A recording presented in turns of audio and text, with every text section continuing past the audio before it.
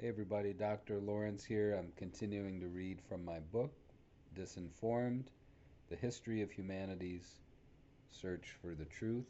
We're in chapter 1, and it's the second section called The Art of Persuasion. The best antidote and cleanest answer to all these problems and questions surrounding truth and disinformation and persuasion are enshrined in the lost ancient art of rhetoric. The ancient Greeks invented a host of terms and ideas and theories for dealing with problems of credibility and truth. And indeed, as I've spoken about, these questions were central to the thinking of Socrates, Plato, Aristotle. They were foundational ideas and are foundational ideas for Western civilization. But rhetoric isn't just how to persuade, it's also why we persuade, and the ethics of persuasion, which was Plato's great contribution through Socrates.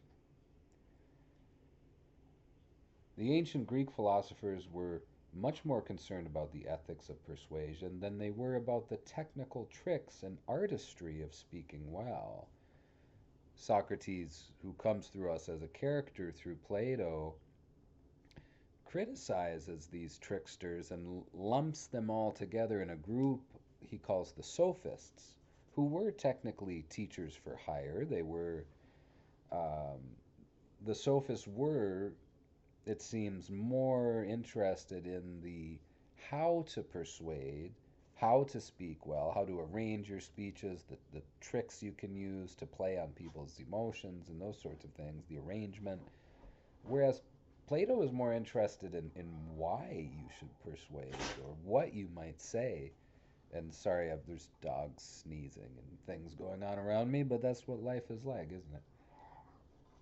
I hope to continue this ancient tradition with you in this book, or with you as you listen to me reading from the book.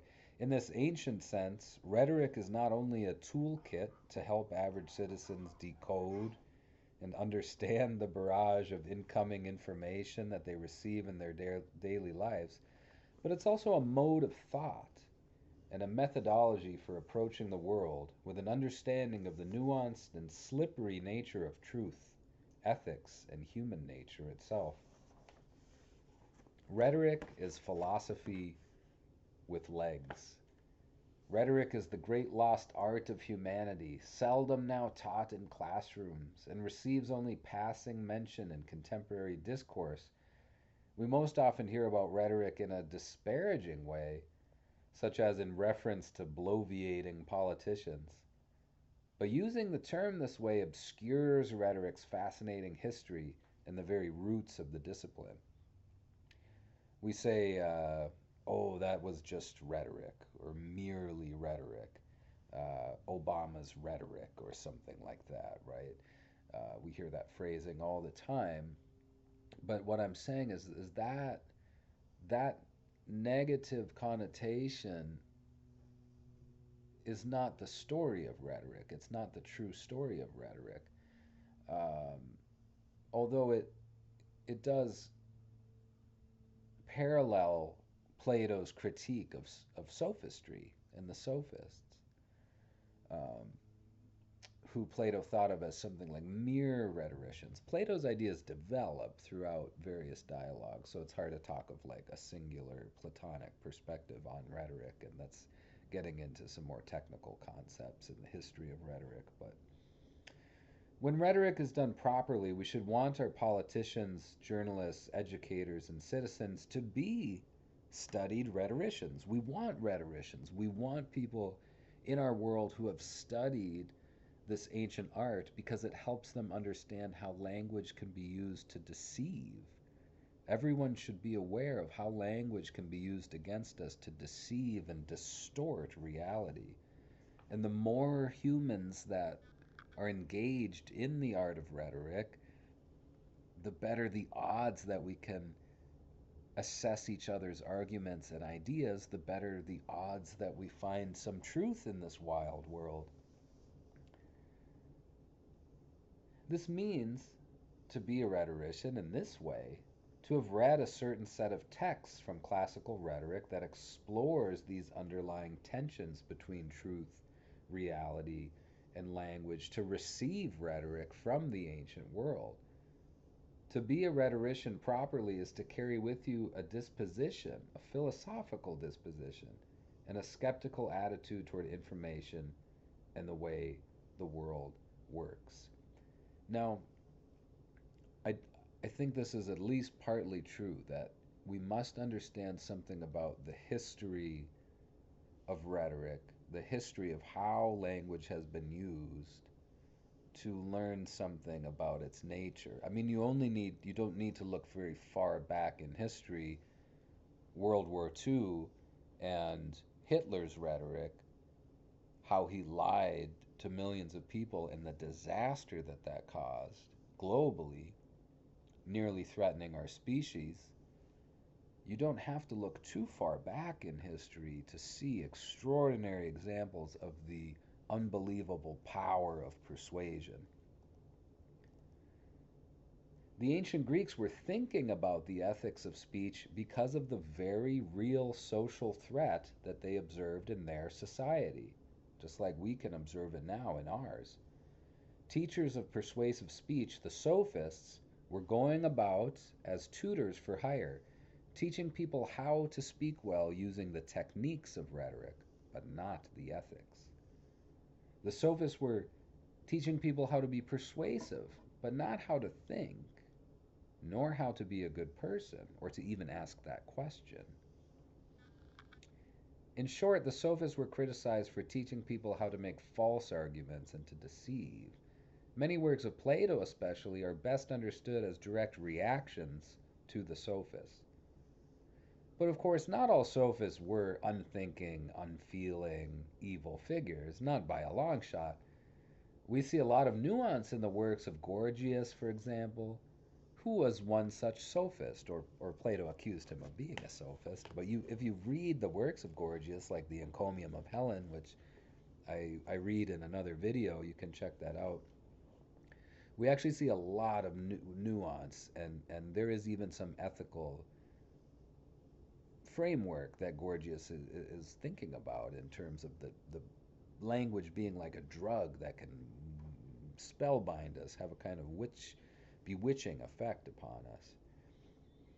Gorgias seems to have recognized the spellbinding nature of speech and the very real danger of persuasion, as we see in his extant speech, the Encomium of Helen.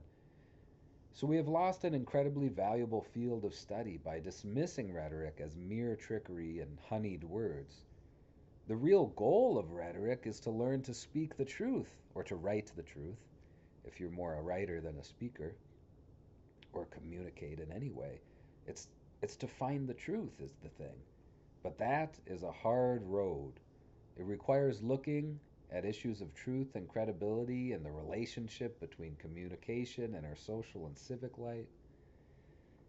In our civic life, our contemporary civic discourse does not seem very civil, but it's difficult to determine whether there are any qualities that are particularly alarming right now. These tensions have always existed. On March 15th in 44 BCE, a group of Roman senators stabbed Julius Caesar 23 times. I mean, for fairly good reason, but nonetheless, that's a violence. It feels like the kind of violence of our times, that we're used to something like this, or maybe something not even as severe as this, depending on where you are in the world. Caesar was more or less personally responsible for the loss of democracy in ancient Rome, although one wonders if it weren't Caesar. I think about determinism there. I read Sapolsky's new book on determinism not too long ago. So if it weren't Julius Caesar, it may have just been some other person who filled that vacuum, that space of the time. Hard to say there, right? Caesar was, more or less, personally responsible for the loss of democracy in ancient Rome, and he did tyrannically take power for himself and away from others. So perhaps it was fitting punishment. It's not my place to say, anyway. I wasn't there. The events in Washington, D.C. on January 6, 2021 are on a much smaller scale than the turmoil that ancient Rome faced. But there are nonetheless a host of eerie similarities between the decline of the Roman Empire and the present predicaments faced by modern nations such as the United States. Edward Gibbon's His Decline and Fall of the Roman Empire is widely available for free in places like Project Gutenberg. There's many volumes. It's a very interesting and very interesting read. It doesn't, of course, hold up to all the modern archaeology and modern understanding, but for a vast and sweeping landscape painting of what happened to ancient Rome, there's probably no better reading than Edward Gibbon's The History of the Decline and Fall of the Roman Empire. So I don't make this remark lightly. Some very lightly say, "Oh, it feels like we're at the end of an empire right now," or the decline of the United States is something like the decline of the Roman Empire. Um, I'm not saying this in jest necessarily. I'm saying this with some thinking about the the history of what happened and the particularities of it as well. But I'm not a prophet. I'm not a seer. We can't really ever tell where we are in history, time being this dimension of the universe that pulls us along always. We can't see forward, but we can see backward through a bit of a mist, a bit of a veil. The past cannot be used to predict the future, but we can always learn from our mistakes. It is an interesting thought experiment to imagine what tweets Caesar might have sent during his campaign against Pompey or in the days leading up to his assassination. Finally, we must come to that burning question: so, what is truth? How do we know it when we see it? When I told some of my colleagues about ideas for this book, I got a few funny looks. A book about truth? Let me know when you figure it out. I've been looking for it, and things like that. I say that lovingly, of course. It's a hard subject. It's a hard subject, and of course, everyone thinks they know what the truth is, but this is not a book about what is the truth. It's a book about how to find it on your own adventure. Everyone has their own theory of what constitutes truth. Truth only comes from God, or truth is socially constructed by people who agree that something is true. Yet, these are flimsy, they don't stand up. There are too many gods and goddesses to count. Every religion puts forward a different version of what is and is not true, and each has just as good a claim as any other. And of course, when it comes to socially constructed theories of truth, it's easy to see that masses of people can be massively misled and propagandized into believing obvious fictions. Millions of people seem to believe the current North Korean leader has divine powers gifted from God. That doesn't make it true. If 1,000 people believe the earth is flat, that doesn't make it true, or 1,000,000. Even if it is a shared apparent truth between them. My project here is not to try to tell you what is or isn't true. That would be impractical, and I can't follow you around all day.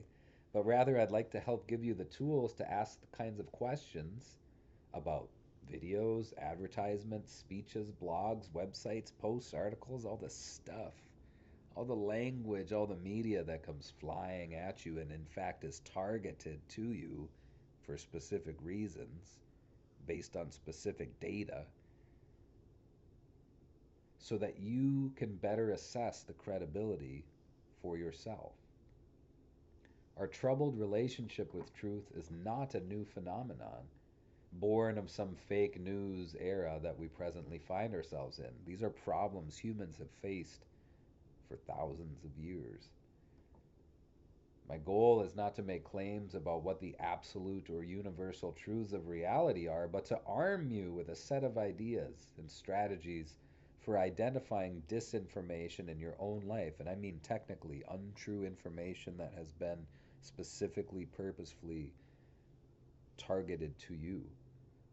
in your own life so you can better find your own truths, build your own worldview, and better arm yourself against those who would like to mislead you, for they are many, if not most.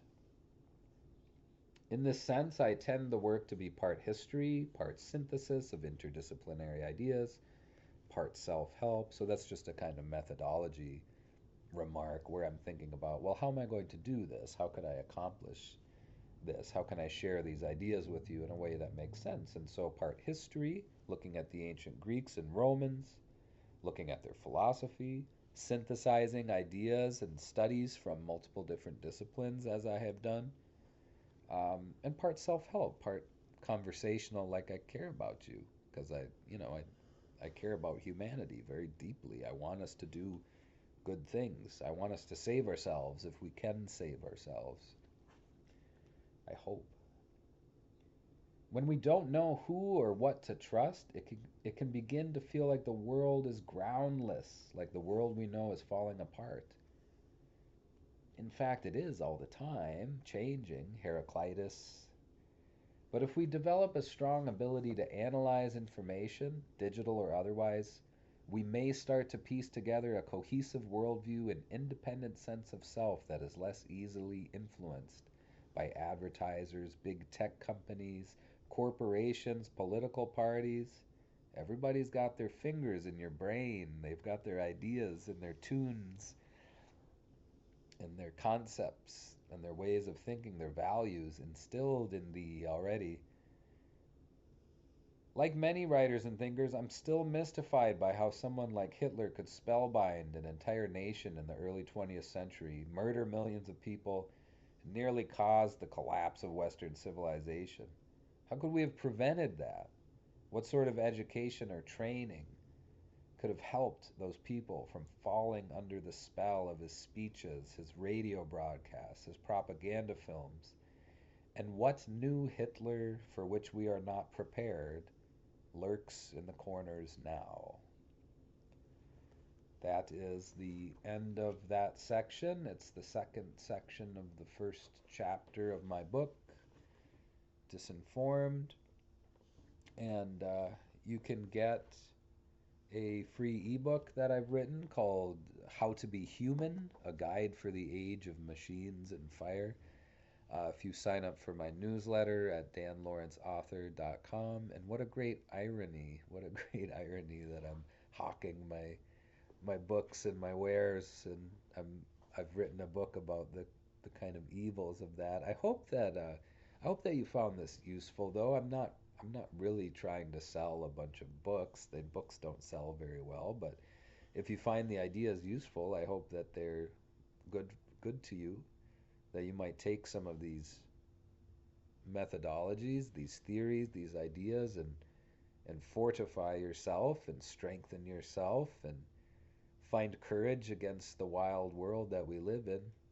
That's been something of my motto lately, is can we carry forward the light? I found light in the ancient Greeks, in their art of questioning and in their art of rhetoric, which explains so much of language and motivation and persuasion and messaging. I can't say that it makes the entire world make sense to me, but through those lenses, I find great comfort. It somehow makes sense that the world is so senseless through a rhetorical lens, I think. The motivations, the intents, the large scale interactions become more clear to me through the lens of rhetoric, to realize that there are competing interests that are fed through the medium of language, and then there's an art to decoding and analyzing and ripping apart all that's happening around us through these art forms. As I've said many times before, I think philosophy and rhetoric are free. Those are things that are free to you, and so I will always have some free books available. I will always have this free newsletter available as long as I can, anyway. And we'll always have some free videos for you to watch, because this is the birthright of the human, I think, or at least that we've built. It's the tradition. Since the ancient Greeks, it is essentially the tradition of Western civilization, I think, is right there, right there where Socrates, Plato, and Aristotle wrestling with these problems that we wrestle now with today. And so their light carries forward through the libraries and from the burning of Alexandria and from the fall of Constantinople when enormous cannons blasted down the walls. Maybe there's some apocryphal element there, but scholars flooded out from Constantinople, fled throughout Europe, and there you have the Renaissance, and they carried their little books, their copies of Plato and Aristotle, and it comes to me now through the work of people who built Wikipedia and they built Project Gutenberg, and then I went to my public library when I was a teenager and started reading Nietzsche and Plato and Aristotle, and I just couldn't stop. And now this is what I do basically. I write about the past and I write about the future and I think about technology and I think about myself and all of us here and what we're doing. And I've come across some good things in my reading of the canonical works of humanity. I've come across terrifying things and funny things and good things, and so I like to share all that with others. And I see that I think as my probably my duty as a professor to be a public educator, to share ideas with others, and to do my best to carry forward the light of antiquity. But that sounds so grand that I have to kind of tone it down a little bit, probably.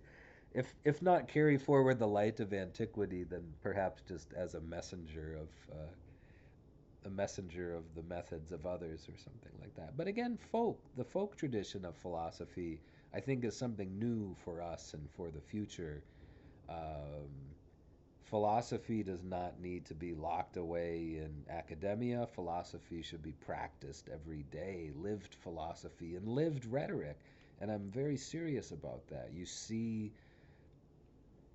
some new political advertisement, you hear some new story, and you must stop and think, well, who's telling this story and why, and what credibility do they have, and is the data good, and what's the motive for having sent this message to me? Well, in your own life, I hope you carry forward the light. I hope you keep on going. Lovely world that we live in, sometimes strange, sometimes horrible, but brightened by the work that we do and brightened by our kindness to others, perhaps, at times, temporarily at least. Good luck out there, everybody.